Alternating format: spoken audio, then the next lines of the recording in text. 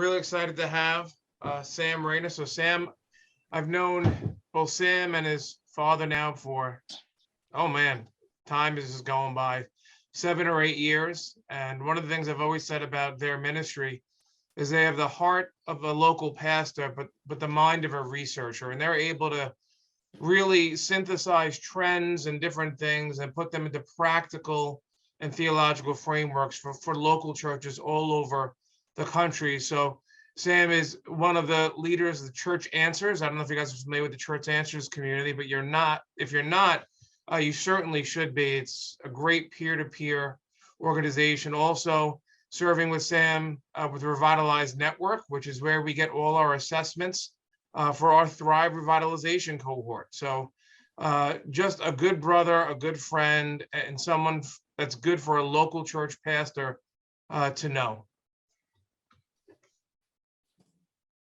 Thank you, Mike. Thank you, Mike. Go Rays. He does root for the wrong baseball team, though. There are some issues there, just so we're all aware. Well, should we close in prayer? Wes on our staff exactly. would also say that as well. Now that I've gone there. Well, hey guys, thanks for allowing me a little bit of time at your meeting. I'm honored to join you. As Mike said, I'm with Church Answers. I'm the president. My dad is the founder, which means he's in charge, and I just do whatever he says.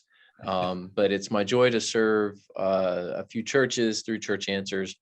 We love providing resources, doing the research, getting good tools out there to help people. So I just want to take you to kind of some loose thoughts that I have on where we are now in terms of the church, the pandemic, everything that's been happening the last couple of years. And I say loose thoughts because a lot of what we do is qualitative research. Now, there is certainly value in quantitative research, which is hard numbers, science, double-blind studies. If you're creating medicines, that's the kind of research you want to do. Well, we do some of that, and we do studies like that, national studies that have, validity and reliability testing. We do all that. But more of what we do is just a lot of listening at ground level and piecing together a little bit of this puzzle that is the church. So at Church Answers, we're in every country in the world. We have a reach of about 5 million people.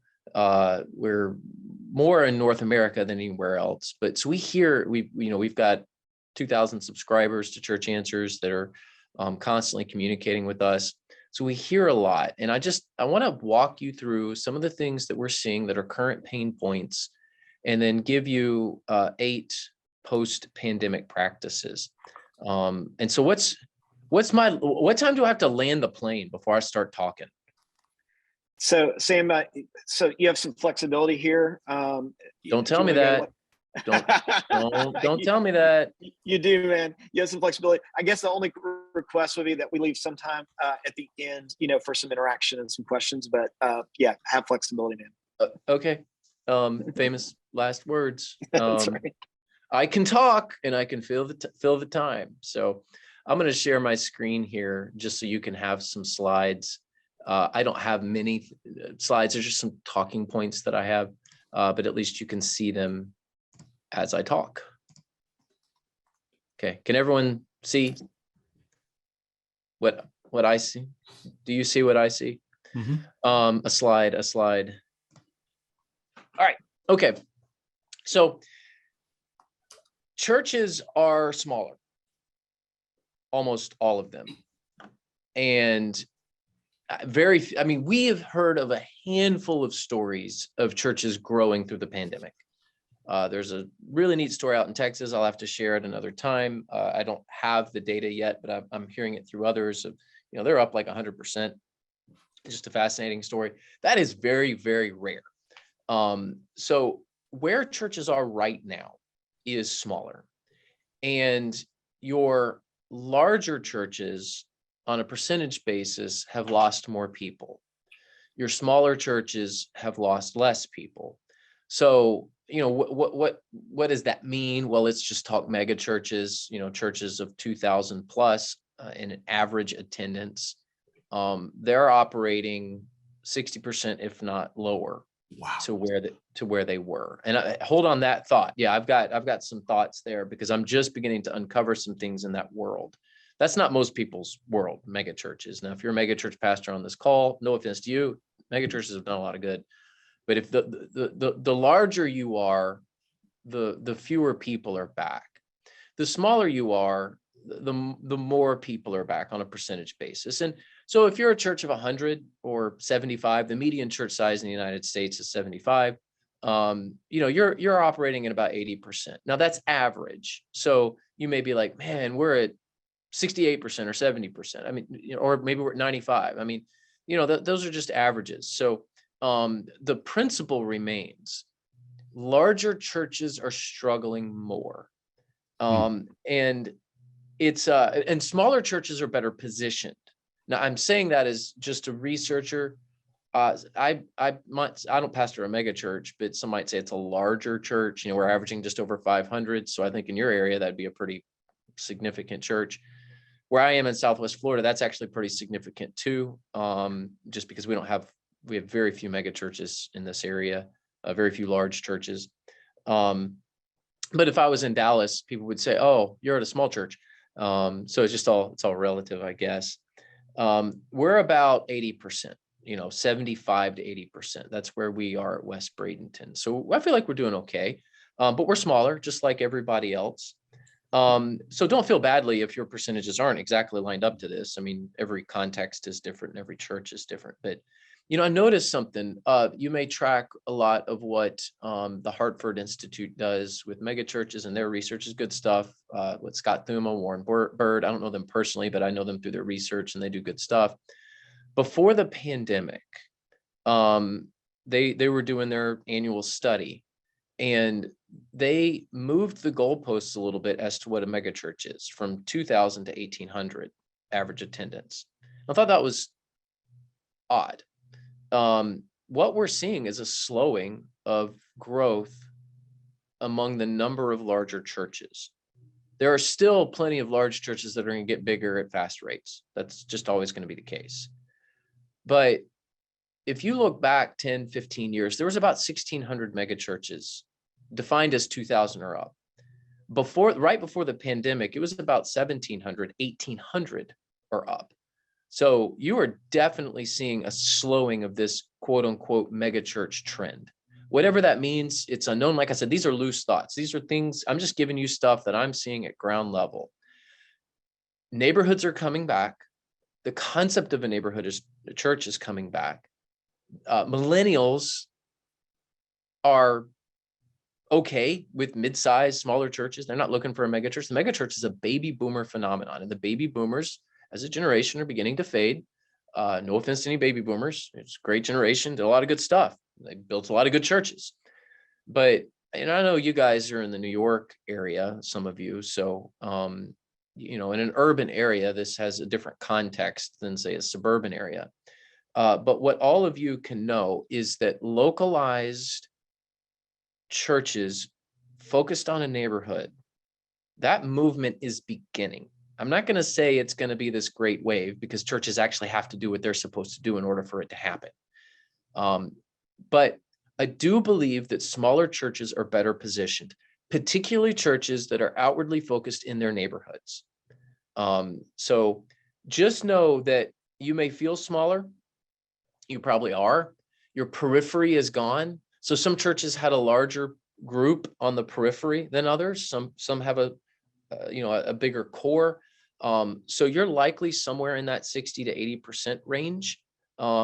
And if so, it's pretty typical right now. Now, the good news is that if you do have a core that is stuck with you through this whole thing, your core is stronger.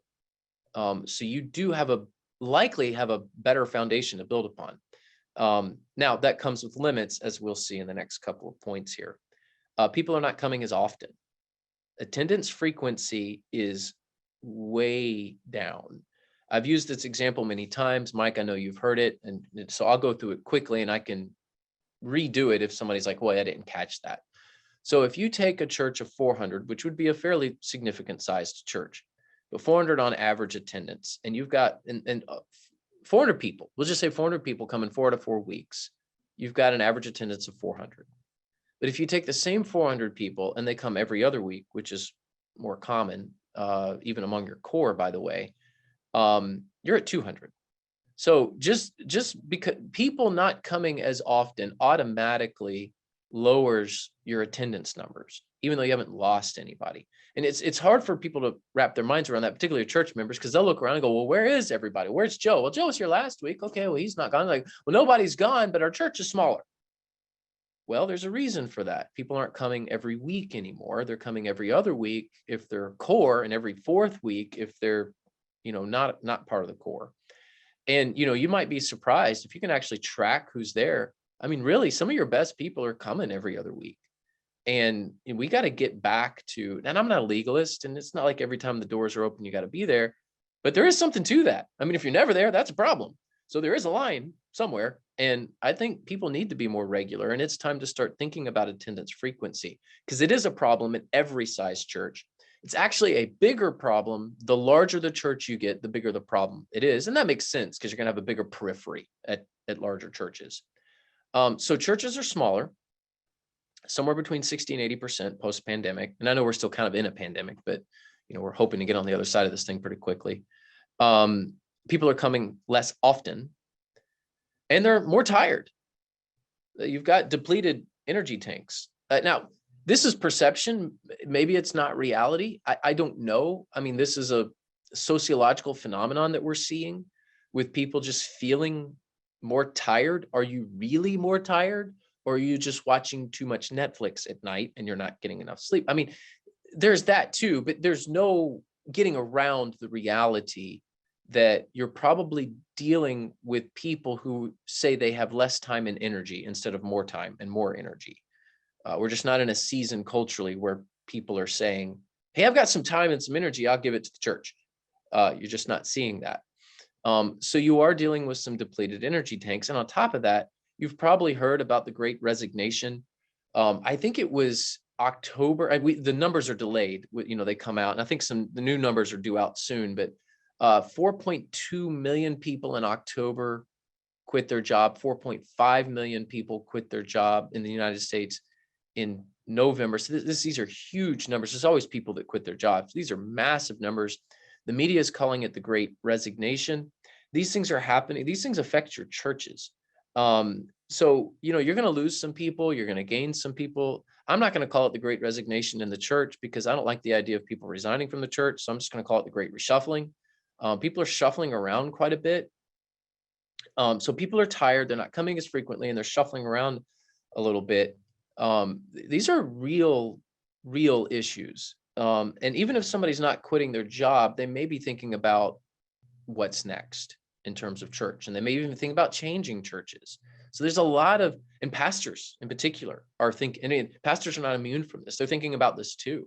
Do I want to move someplace different? Do I want another position? Do I want to go from an associate pastor to a senior pastor to associate pastor? Do I want to live geographically in a different place? Do I want to go to another church? I mean, these are real questions that people are asking. For a lot of people, they probably shouldn't move. They're just feeling something. But for many, for others, it could be that it is time for a change. So you're seeing some phenomenons occurring, these pain points, and that pain can lead to good things too. I'm just pointing out some things that are real. So churches are smaller. People are coming less often. There's depleted energy tanks. People are shuffling around. Pastors are shuffling around. They're thinking about calling. The other Sam, real quick. Yeah, Sam, jump in. I was just saying to my wife last night that I can't remember the last time I spent, any significant amount of time, even 15, 20 minutes to an hour with a group of church people, and at least half were discussing leaving Long Island within the next 5 years. I mean, the numbers, if even 20% of the people that say they're leaving leave, they're reshuffling in my church alone would be incredible. Yeah, and the thing about living in Florida is everyone wants to come here. So we we man, in my town, let me tell you, in Bradenton, it is just, it's wild right now because we're seeing so many people move here. It's just insane. So it is occurring. It's unknown yet what's really going to happen. It's going to take years to figure out all this stuff. So understand these points that I'm making are just kind of observations. I'm not trying to make too many predictions here. It's not like this is, are 4 or 5 million people going to quit their jobs every month for the next 5 years? Probably not. Probably not. But we are in a point in our nation where there's just a lot of change, and it's causing people to have lower morale. It's causing people to be more tired. So if you have staff at your church, or certainly you have key volunteers, even if they're not staff, likely morale is lower. So you need to be focusing more on how do I lift morale than how do I make people more efficient. Now is not the time to be thinking about efficiency. I gave a different presentation to another group recently, and I just said you need less of a prophet's voice right now and more of a shepherd's hand.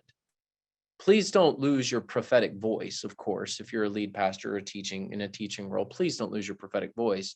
But now is the season more for a shepherd's hand than a prophetic voice. And, if you're approaching people, you're talking with people, be thinking about that shepherd's hand more than like, I need to speak some truth into these people, because everybody's just feeling it right now.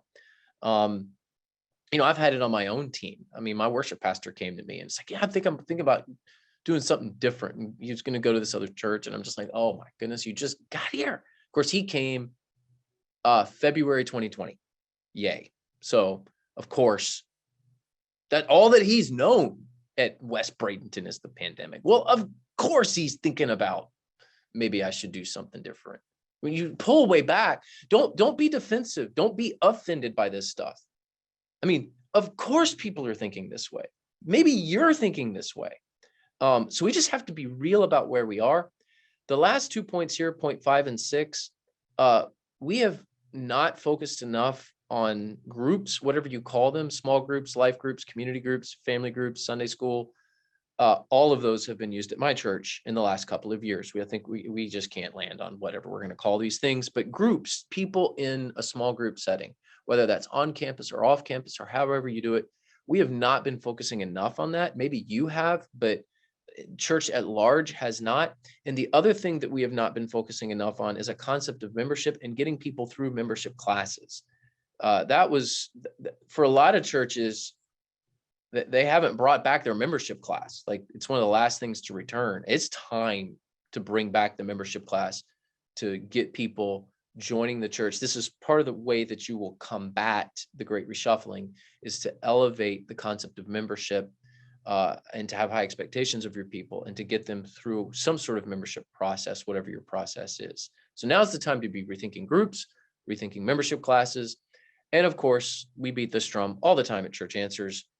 The programs of the 70s, 80s, and 90s that were so successful evangelistic programs, and I put that in air quotes because a lot of people will criticize them for some of the methodology. Rightly so, I understand there were certain programs that maybe weren't as successful as they would have liked. But so all these programs got canceled, all these evangelism and outreach programs got canceled, and we didn't replace them with anything. So now we've got like 2 decades of church life without formal outreach training or evangelism training. And maybe you don't need to bring back the old programs of the 70s. Okay, fair enough. But what are you doing? So you're seeing generally, so where are we? Big picture here with churches at large all across the nation. They're smaller. People are not coming as often. People feel tired, whether that's real or not. They're shuffling around. We have not the concept of membership classes and groups, when a lot of that faded with the pandemic. We've struggled to bring them back. And then the problem of limited outreach and evangelism, particularly on evangelism training, was there before the pandemic, and it's all but gone now in a lot of churches. You're just not seeing a whole lot of churches training and equipping people in the areas of outreach and evangelism. So these are some major pandemic pain points. Let me stop before I get to the best practices. So I'm going to talk about some solutions here in a second and just see if you guys have any questions on these first 6 points.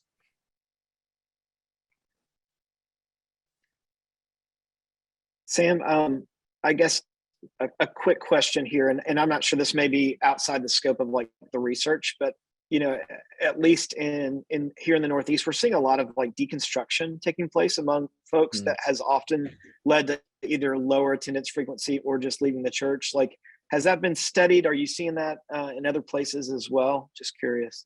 Yeah, no, it's a great point, and it's definitely something that's out there. It has always occurred.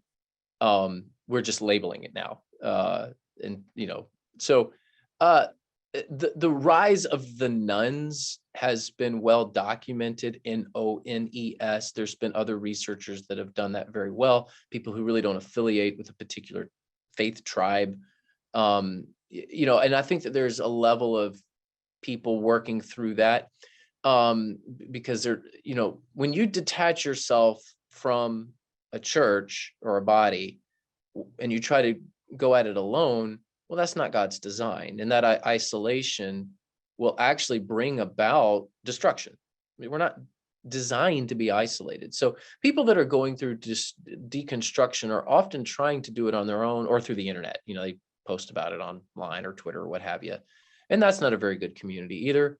I say that as somebody who likes Twitter, but it's probably not the best community for growing your faith. So yeah, I think there's more of it. No, I don't know of a study that would say to what degree. And part of it is, well, so when everyone experiences a particular thing together from a qualitative research standpoint, that's called a phenomenon. And you'll get things called phenomenological studies. And I might be too technical there, but it would actually be a very good study to talk about, is deconstruction a product of the pandemic, at least as we see it now? It's always been there. It is a product of kind of just everyone rethinking things like the Great Reshuffling. Or is it something greater and long-term? I would say this. I would say the church has always had people who were trying to deconstruct. So you had the whatever you think about modern liberalism and the movement that was the early 1900s, that was a period of deconstruction for the church. And then the Scopes monkey trial, which was in the 1920s, was another period. So, hey, you got to get on board with modern liberalism, or otherwise you're gonna, I think Schleiermacher was the one that led a lot of that. And I'm not as skilled in that area, so forgive me if I've got the wrong person, but get on board with this stuff or your church is probably going to suffer. And then, get on board with evolution or your church is going to suffer. And whatever you think about that, it was kind of a big thing in the 1920s. I mean, it's a thing in Tennessee. That's where the Scopes monkey trial occurred. And, the threat was if the church doesn't get on board with this science, then it's going to be extinct. And then you had the tumultuous 1960s, where a lot happened, and that's an understatement. But it led to Roe v. Wade, and a lot that happened with the issue of abortion. If you don't get on board with this, your church is going to be extinct. And I know those are hot button topics, and I don't mean to bring them up, but I'll just say this. There's always been periods of deconstruction. there's always been seasons where the church feels this threat of people who are thinking differently about the faith, and quote unquote working through that. I would just say this: we need to be gentle guides and gracious listeners. When people are going through those periods and they're doing it together, like in a phenomenon. So there's a group of people that's doing this together, particularly younger people. I think it would be wise for us to listen and walk with them, and keep in mind that a lot of them may return back to the church and look for the rootedness that they're not going to find anywhere else. Is it a thing? Yes. Is it big right now? I don't think so. I think that it's about the same as it's always been, but it's getting a little more press, which is fine. I think that, the attention is good. Let's talk about those who are struggling with this, because likely even people who have a deep faith still have questions, and it's okay for us to work through those questions. Deconstruction doesn't scare me at all. Not in terms of the church, because I believe we have the answers. we should not malign those who are going through these issues and having those questions. Just be gracious guides. I think Chris has his hand raised. Do I see that? Is it? I do. Thank you for noticing. I don't see all the boxes, but I see your box. There you go. Because I had my hand raised, and then it put me to the front. Oh, did it? Oh, is that how it works on Zoom? Okay, very good. Love it. Love it. Hey, so I'm a new pastor of a new church plant here in Midtown Manhattan. And we just launched 2 weeks ago. And so I'm curious, as you think about pandemic pain points, are there any that you've noticed a trend for as it relates to church planting efforts? Yeah. So I don't want to get political with this at all. I'm just going to just tell you the facts and you can make your own conclusions.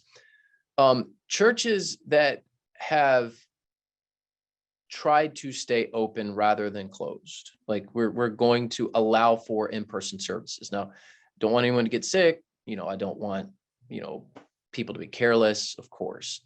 We opened up pretty early here at West Bradenton, and we just said, if people want to be here, they can be here, and people are going to make their own choices. And I know there's a lot of opinions about that, and I get that, but the facts are the facts. For the churches that are holding in-person services, there is a whole lot less angst in those congregations than those that have remained closed for a long period of time. And we've seen that over and over and over again. Chicago, we're doing some coaching and consulting in Chicago, LA, New York. Man, it is, the lines are drawn and it is very clear. If you stayed closed a long time, you have got a whole lot of angst in your church for whatever reason. If you pushed into being more open and having in-person services, you have a lot less. So my encouragement to you as a church planter is try to have in-person services. Don't do it all digitally. And I say that as somebody who runs a digital resource company. I don't like the idea of being online only. I know that you might have had to do it for a season, but that does not need to be the model of church. Hold in-person services. You will likely be drawing from people who have all sorts of opinions about different things as a church planter. I'm not skilled in the area of church planting. I'm more of a revitalizer on the established church side, but so I can't speak into the, here's some tips to grow your church as a church planter. I've never done it, so I want to be clear about that. But I would just say use the great reshuffling to your advantage. Use it to your advantage. Use people and where they're at right now and questions and deconstruction and depleted energy tanks and just say, guess what? We've got a new place for you. And welcome as many people as you can that may have all those questions and concerns. You have the benefit of being a healing place for people from the get-go, whereas other churches may have more baggage associated with the pandemic. You don't. I mean, you can just kind of start it the way you want to start it, and you didn't have to deal with all the garbage. Maybe you did, but not at your current church because it's 2 weeks old. So I would say use that to your advantage, man. God has blessed you to plant at this particular. We're helping plant in Sarasota, which is just the south of us. And I was telling Josh Comas is his name. He's a great guy. And Living Hope is the name of the church. And I was just like, dude, you're coming in. You're planting at the right time because everyone's looking for something different, and you can be that different thing. And you don't have the baggage of the last 2 years. So, Chris, I just say, consider that a blessing. Now you've got a challenge. I mean, you've got a big challenge in front of you. You're planting in New York. Okay, well, that's hard. That's just hard. But consider it a blessing that you're actually starting now. You may not grow as fast as you would like, but there are some advantages to starting now. I hope that answers your question. I will say this, Hector. I'm working with some church planners out on Long Island, not too far from you, Chris, although it is not too far geographically, but could be a world away in other ways. They found a few things. Number one, unsaved people in the community are open to having hope. And that means they have to engage with faith. They're more open to engaging with faith. Number two, they're getting some disgruntled church members from other churches. They wore too many masks. They didn't wear any masks. Be careful with that. But number three, and this is something I've seen for all the planters out here at least, is people are open to doing things a little different. So like having a prayer meeting on a Sunday morning or doing something shaking things up a little bit, being out in the community instead of traditional message in a building. There is some opportunity here to set some healthy patterns in your church that you wouldn't had 2-3 years ago at an established church for sure. So, Yep. Agree. Hector, you had a question. Yes, yeah, actually don't want to hold you from your, for too long. Yeah, in your research, how is like one huge group, New York's, well, I know a little bit from just like a little bit from the New York City and an even more specific Jamaica area. But how is it like the nationwide, a huge group, mainly Islam, like Muslim, like how they are reacting, in last 2 particular years during the pandemic and then post-pandemic, and then other group is a bit smaller, but also like Hindus, in your research, right? And I can talk more later on, like after you're done. Yeah. Man, I can't speak to the specifics of Hindus or Muslims, but I would say that they likely have some of the same attendance problems that the evangelical church would.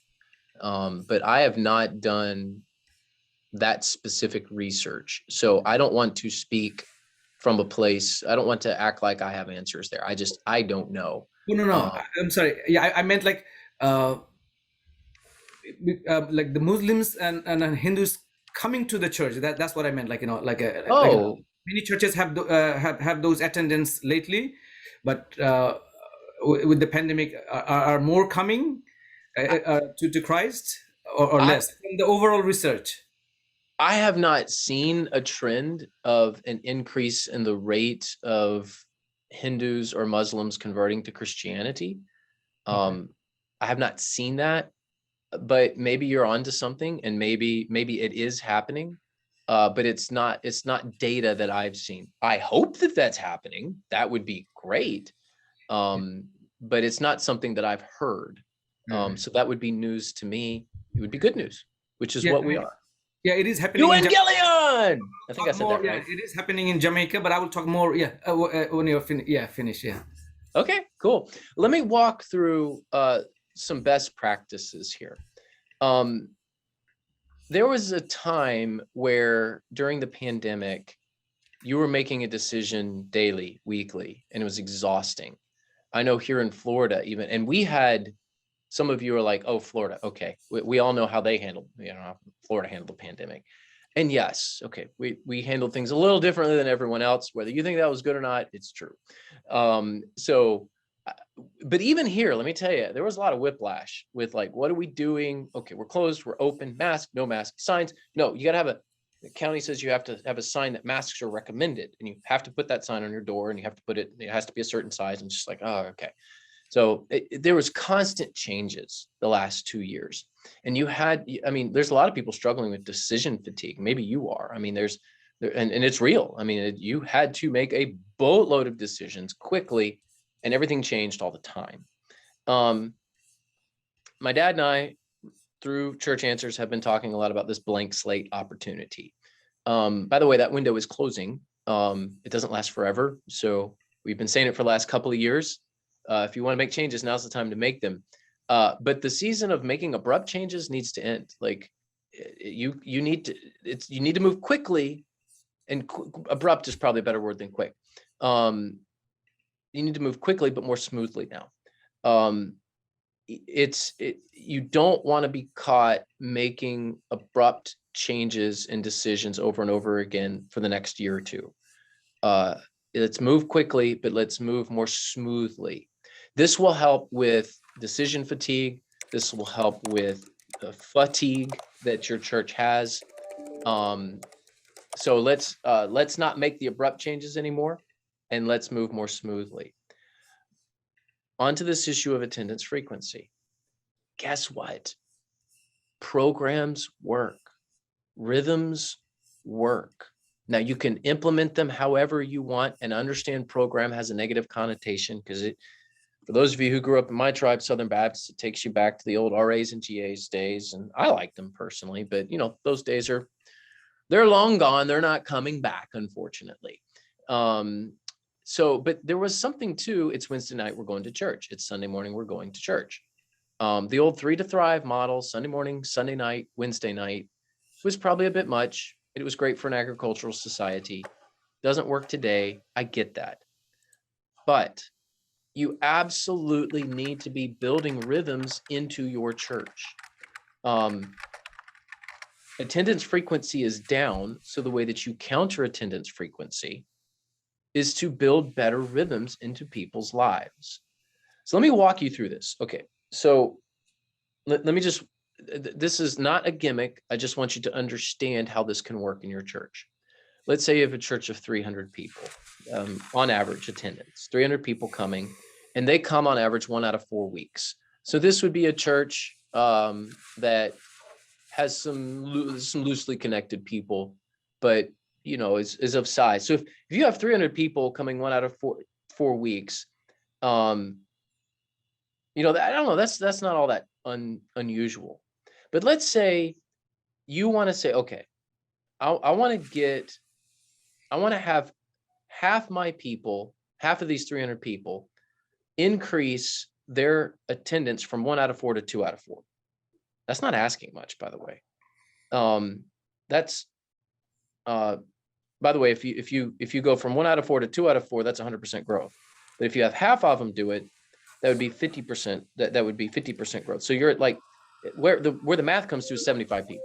So all right, I've got 300 people. I want to get them coming more often. They're coming 1 out of 4 weeks. I want to take them to 2 out of 4 weeks every other week. And I think I can get half of them doing this. Your church is going to grow from 300 to 375 just by doing that alone.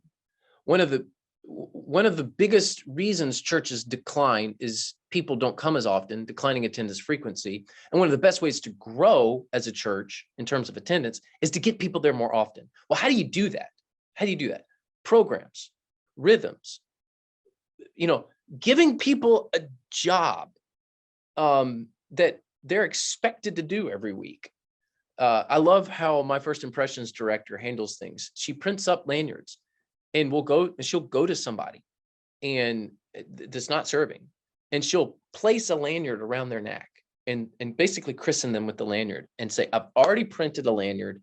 I think you'd be great at first impressions. You start next week. And you can do that in a gracious way, of course, but I think we need to push our people a little more with being more regular. You can do that through service and you can do it through programs. So we don't do a whole lot of special events, big events here at West Bradenton. It is Sunday, Wednesday, Sunday morning, Wednesday night, Sunday morning, Wednesday night. And, we just keep that rhythm and everyone knows, are you meeting? We're meeting Sunday mornings, Wednesday nights. And that rhythm really helps with attendance frequency. Now you can do that in different ways, and you can do home groups. I mean, there's all sorts of ways to do that. It doesn't have to be Wednesday night on campus, but getting people in a regular rhythm is what we need now. And the way that happens, and call it whatever you want to call it, I call it a program. The other thing that I will say is it is time to focus on first impressions and hospitality. I don't know if you've noticed it where you live, but I've noticed it where I live. Service industries are struggling. It is hard to get good people. Those that are working, man, they're doing the job of 5 people. Good luck getting good service at a restaurant. It ain't happening. Now, I'm not faulting the restaurant workers. They're spread thin. There's just not enough people working, particularly in the service industry. So nobody's getting good service. I've noticed it. I don't know if you've noticed it. It's not just restaurants.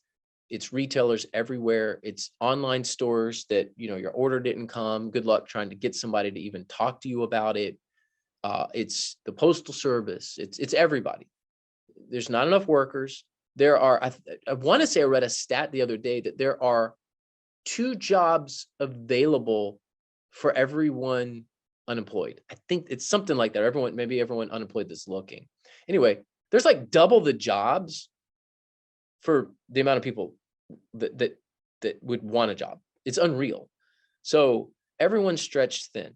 this is where your church can stand out, is hospitality. People come to your church and it's like, hey, welcome. Here's a cookie and a cup of coffee. Can I take you to a class? Hey, would you mind if I sit with you? Hey, here's a gift bag. You do hospitality well, you are going to stand out not only against other churches, but every other business and organization that's out there right now. So focus on first impressions. This is one of the best ministries that you can do. By the way, in your church, this is across the board. 1 to 5% of your congregation on any given Sunday will self-identify as a guest.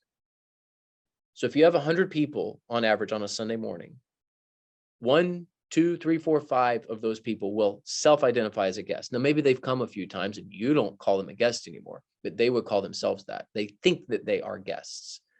So, this is, if you assume the 3% figure, 3% of your people on a Sunday morning are guests in a church of 200, you're going to have 312 guests per year. It adds up. You have a lot more guests in your church than you realize, especially during the reshuffling. Not all of them have the potential to become members. Sometimes it's just family from out of town or what have you. But if you do hospitality well, you will stand out. So rhythms, you can do that through service and groups, programs, focus on first impressions. Hospitality is a huge need. And I'll say this is something we've started doing at my church. Every guest has a relationship manager. So we assign a person to another person. So it's not a process anymore for us. We still have that, but it's when you get assigned a person, all right, this person's a guest, you are the relationship manager of this family. Your whole goal is to make a friend. It's not, let's get them through the process. Did they get a card? Did they get a letter? Did they get offering envelopes? No, none of that. Like we do a lot of that. But the main thing is, are you managing guests with a relationship manager? And are they building that relationship? So that's another way to do first impressions well too. But that's also more on the assimilation side. As I mentioned, with the pain points, we really need to re-emphasize our membership classes. We're having our first one like in forever. I want to say a year in March. And we've got this queue. I mean, we've got so many people that need to come and it's just all backed up. And, it's a problem in a lot of churches that we have not brought back membership classes. How can you set high expectations in your church if you're not even giving people a good concept of what membership is? So this is a problem. You're like, I don't want consumers in my church. Are you even getting them through a membership process? By the way, the assimilation rates of people who go through a class as opposed to those who don't are extraordinarily high. You get people to go through a class and join a group, they are 5 times more likely to stay in the church after 5 years. 5 times, and give and serve. I mean, this is critically important. Get people through a membership class, whatever your class looks like. We can talk, that's a whole nother session on how to do a membership class. Get people through a membership class and get them involved in a group, and they're likely to stick in your church 5 times more likely than if they just came to a worship service. I did mention this before. Now is the time for a shepherd's hand as opposed to a prophet's voice. I won't rehash that. This idea of groups, a messy group is better than no group. So we have just come to this realization at our church. Like, we have tried and tried and tried to do a traditional Sunday school model here because our people love the idea of it. On site, connected to a worship service every week. Guess what? People don't, it's fading. Like, it is still the bread and butter, and it's still good, and it's still the best model of all, if you can get people to do it. So now, with a lot of people that are new to our church, it's like, oh, we need to get you in group. Oh, okay. When do they meet? Sunday mornings. Oh, okay. Well, how long does it meet? Forever. You meet forever. You get in a class and you stay there forever. People are like, yeah, that sounds really weird to me. So we've been doing semesters now, spring and a fall. We do podcast groups. My wife leads podcast groups. They've been blowing up. People love them. Like, you listen to a podcast and then you talk about it. So it just, we've got all kinds of groups here. I don't even know what our group structure is anymore. Like, it's hard to even keep track of them all. And at some point, we're going to have to figure that out. Like, how do we track this? What are we doing? What's the strategy? But I'm just saying, if you sit around trying to figure out the best strategy and you're not just planting new, better just to get out there and be messy and just plant a bunch of new groups, like whatever they look like right now, because people are more likely to stay. And then later you can figure out your strategy, build the strategy around what works. And that's usually not the kind of advice we give. Like, strategy is an underrated tool, but now I would just say, get those groups going, and however they form, consider it a win. And then lastly, you really need to allocate more of your personal time and the church resources, the budget, to outwardly focused ministries. So how many hours a week are you personally spending doing outreach? Like, look at your calendar. It should be 3, 4, 5 hours of you reaching out to neighbors, lunches, breakfast, time at the park, talking to people, inviting them to church. Like, we all, us as leaders, need to lead by example here. So you need to allocate time in your week to outreach yourself so that your church will learn how to do it. If you're not doing it, they won't do it. Evangelistic churches have evangelistic pastors, bottom line. If the pastor's not evangelistic, why would the church be? I guess it's possible, but more times than not, if the pastor's not sharing faith, then the church won't. And it's also time to look at your budget and ask the question in our budget, how much is allocated to outwardly focused ministries? Now, it could be that the children's ministry is VBS, and that's outwardly focused. And that would be, hopefully VBS isn't out, if you do it at Vacation Bible School, whatever you call it, typically in the summers when churches do it. Hopefully it's outwardly focused, because that's kind of the whole point. But you just need to sit down and just check the line items, like go through and just put a little check mark. Okay, this is outwardly focused. This is outwardly focused. And see what percentage of the budget actually goes to things that are outreach, not just evangelistic, but outreach.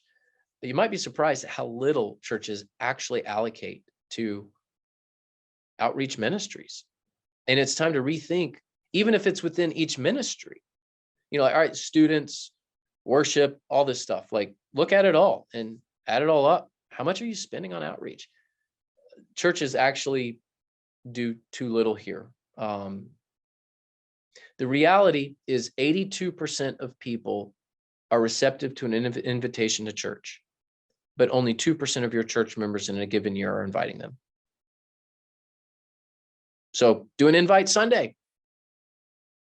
Just have a Sunday where the whole point is to invite somebody, and we're going to have coffee and cookies.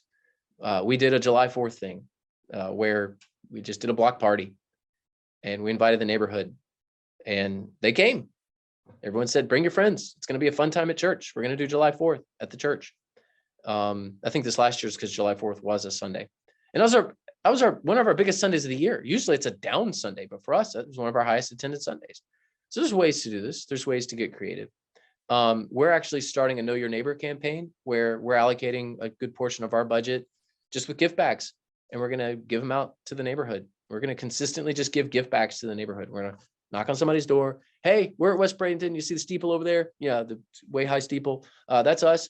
Just want to stop, say thanks for being a neighbor, and here's a gift bag. Just want to let you know we're praying for you. Have any requests?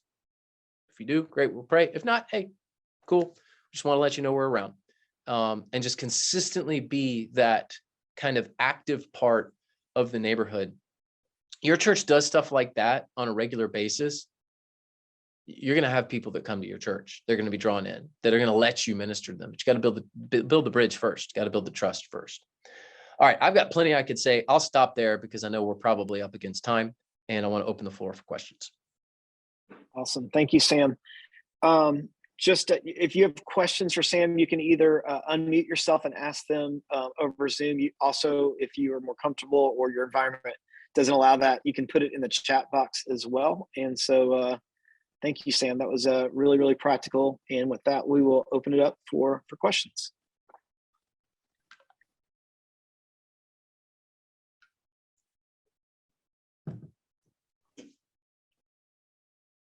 So while they're thinking, I guess one quick one I had, Sam, was talked to a pastor actually this morning that has stopped doing videoing like the services because he saw some of his people that were not attending regularly as a result of being able to like join online Facebook. Any ideas on like, is that I've seen both strategies. Like we go the opposite direction. We're like, nope, we're going to do probably virtual, as well as in person forever. So I'm curious if you have any thoughts on that. I do. I've got some very specific thoughts and some very specific opinions. And all of you are free to disagree with me. All right, let me start with the theology and then I'll get down to the practice. Theologically, there's no such thing as the internet church. It doesn't exist. Church is incarnational. It's meant to be a gathered assembly of the saints for the glory of God. That being said, it would be very wise of you to utilize digital resources, whatever those may be, to get the gospel out.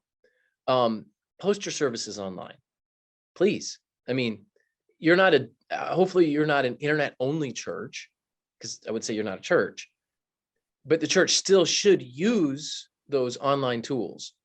I think it would be a bit premature and impulsive to make a decision like that, where, oh, they're not coming to church, so I'm just going to pull it down. That sounds spiteful to me. And I don't know this story. I don't know this person at all. It just sounds really spiteful because those folks probably aren't going to come. Like, are they going to appear all of a sudden in person because you just took down the online service? Yeah, I don't like that call. I think that's a bad call. So I would encourage you to use as much of the digital resources as you can, put your services online. I would just say this: if it comes down to the budget and you have to make a decision on hospitality ministry or online presence, whatever, if that's the decision you have to make in your budget meetings, hospitality all day long.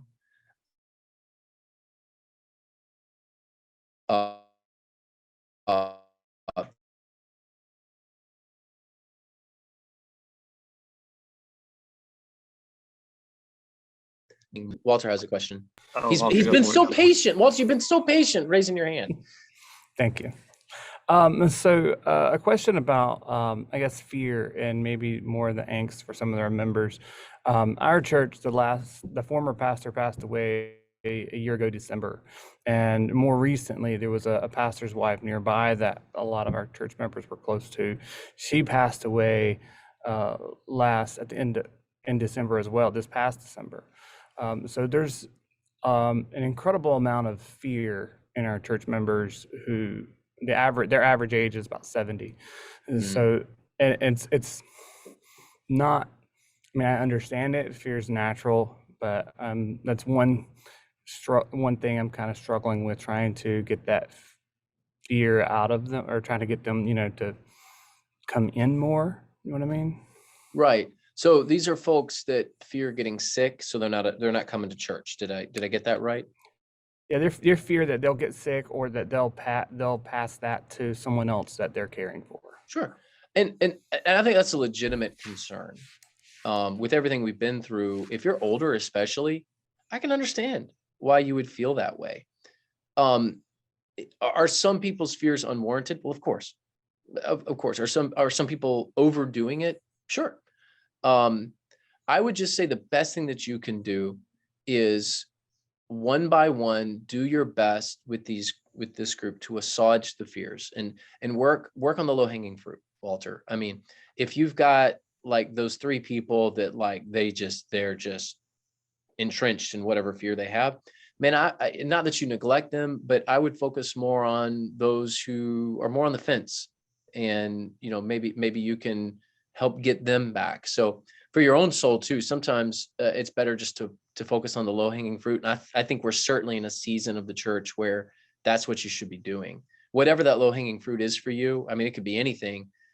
Man, a lot of us need some wins right now, right? A lot of us need just like some successes, because it's felt like failure after failure through COVID, through this pandemic.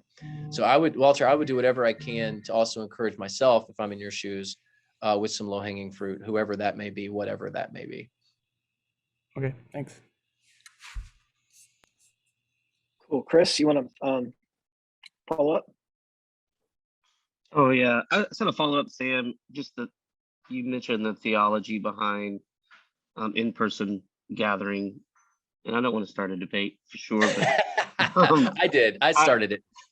but I am, I am thinking about the virtual world that culture that has been developed during the pandemic.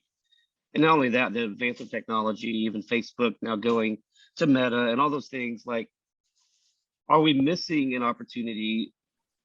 I guess I'm coming back to your theology point. Yeah. Could you just unpack that more? Maybe unpack that more. Yeah, I'm glad to. Should the church be in the metaverse? Well, of course. Yes. Now, what does that mean? And how do you do that? And, this whole blockchain / crypto world, that's a whole nother world. I find it fascinating. I'm not myself part of it yet, but I do believe that the church should be there. That's where people are. Go where the people are.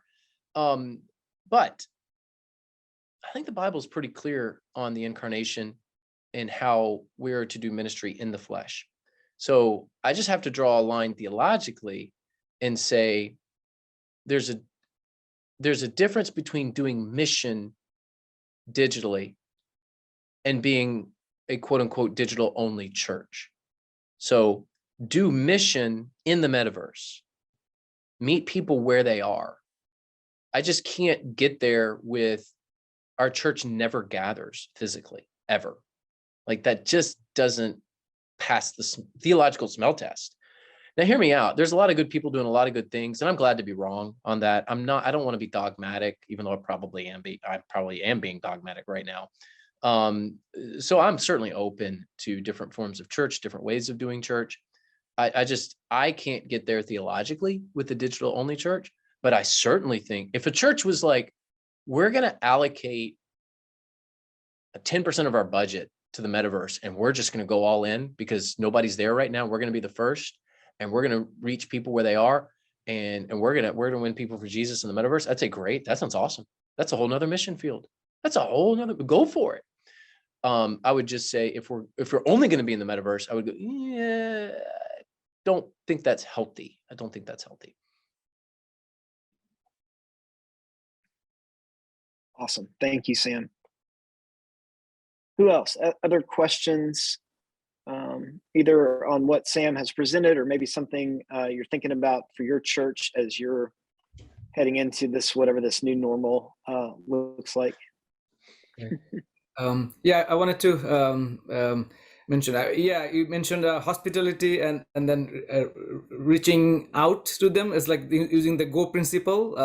Yes, you want to, the idea is to, particularly with the Muslims and even Hindus, I don't know about the Hinduism, like a research thing, but according to the Islamic source, 24%, it's not 2.4, it's 24%. So 1 out of 4 Muslims are leaving Islam, and they are right in our building, right in front of our nose, at workplace, our next door neighbors, but not necessarily they are saying, oh hey, I left Islam, tell me about Christ, and the top of it, what makes it worse, as you mentioned about the theological, a good number of Christians, even in our Bengali church, traditional church system, many still have the belief it's like that all roads go to heaven. Sure. Yeah. Pluralism is a major problem, even in the evangelical church. Yes. Catholic, it's not just Catholics, even among Protestants. I mean, all roads go to heaven. That's what keeps them from reaching out to so I mean, atheists, they can no problem, but if they are Muslims, they will go according to their way. I mean, under the heaven, among the human being, there is no other name that could bring salvation. So that's the thing. And other thing is, so 24% is a huge, so you don't know, I mean, many of them, people might say like a fundamentals. Actually, some of them are the ones that they actually come after lots of back and forth, with like discussing and everything. They are the one usually come, and then also many of the young generations, they because see, the pandemic made it so like open, so all those things are available on internet, you know. So I mean, I give them a challenge, like if you just start with Matthew 20 verses a day and 20 verses from Quran a day, you don't need anybody to convince that person. It's no rocket science, you know. So and when it comes to the workers, what we actually had a lot of idea of, like, you know, having somebody, you know, from the Muslim background. Actually, anybody, you know, who believes in like, you know, no roads go to heaven, just little bit knowledge about Islam, because they already know that Islam it does not add up, you know. People are getting educated, it doesn't add up. So just a little bit of, you know, understanding of Islam, but then the idea is to not focus too much on Islam or bad things about Islam, but of the you know, incarnation of God, you know. So you know, just a little bit of teaching, but we don't need to hire too many Muslim background. Actually, sometimes it work counteractive, you know. They think, okay, they took one of us, so I don't want to go. It's like it's called negative phrasing, negative, you know. Okay, so you know, like any of us could do it. So yeah, it's happening in 2 years. There has been in Jamaica, have been in for 2008. 2 years more people have accepted or at least accepted Christ, you know, not that they're coming to the church, in last 10 years before it. Wow. So this is Hector, you bring up a great missiological point. You know, I am not as familiar with that particular phenomenon. I think that if there are a great number of Muslims, quote unquote, leaving the faith, or at least questioning the veracity of the Quran, then it is certainly an opportunity for the church, and we should all be very sensitive to those opportunities. Yeah. I mean, the one of the thing I was saying is, if you need somebody, yeah, maybe a little bit teachings on Islam, you know, but they already, many of them, so you're not going for the other 76%, you're going for the ones, you know, but then the idea is to approach, and then if you need help, then, you know, people like me and whatever, you know, just need little bit teaching, but then the focus is you know, Christ is the only way. All roads do not go to heaven, you know. So sounds like the great reshuffling is happening in a lot of different contexts. Sam. Yeah. Hey, we need to probably wrap this up. We're right at 12 o'clock. I think that Nicholas Diorio was not able to stay on past 12, so we don't have Tim, to kind of give an update about City Relief. But well, thanks, awesome. Tim. You wrap it up for us. And thank you guys again. Sam, thank you so much for joining us, man. I really appreciate it. This is the practical stuff that we need and that we're all thinking through right now. We're gonna it's recorded too, so if you guys want to share this later on, we will make sure it is available. And thank you guys so much for joining us. I'm gonna close this out in prayer, and then we will see you next time. Let's pray. Awesome. Father, we just thank you again for this time where we can just take a moment to breathe, to pause, and to see where you're at work. And we've all seen this. We've seen it's been challenging, if we're going to be honest.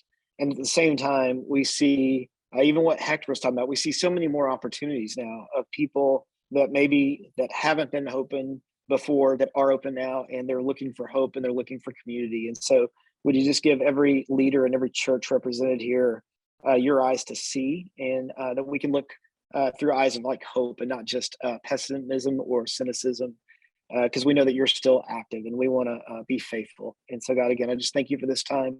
Bless each and every church and pastor and ministry leader here this morning, and we give it to you. In the name of Jesus, we pray.